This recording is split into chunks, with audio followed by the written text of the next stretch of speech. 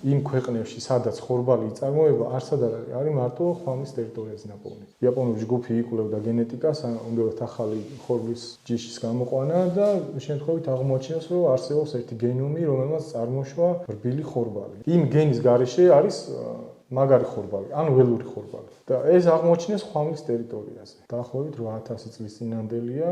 და რას აკეთებს ეს გენომი? ანუ ეგ არის გენი, რომელმაც წარმოშვა რბილი ხორბალი. ანუ აი წარმოიდგინე, აი მარტივად რა გიხსნა, არის ველური ხორბალი, მერე ხდება ამის გაკულტურება და არის მაგარი ხორბალი. მაგარი ხორბლები არის დურუმი, რასაც ქვია, მაგალითად სამაკარონე ხორბლები, მაგალითად თავთუხები, შავფხა მაგალითად, ეგ არის მაგარი ხორბალი. აქედან პურსკი გამოაცხობ, მაგრამ არ არის ისე. საპურე ხორბალი არ არის. საპურე ხორბალი არის რბილი ხორბლები, მაგალითად წითელი დოლი.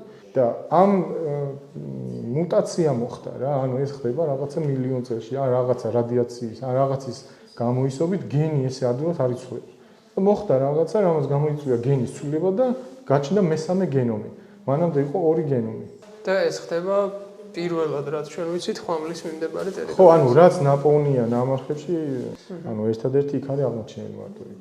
ეს იმაზე მეტყველებს, რომ პირველად რბილი ხორბალი იქ გაჩნდა, რაც ნამდვილად ადასტურებს მერე საფუძვეს იძლევა, რომ ითქვას, რომ სამშობლო არის საქართველოს პურის.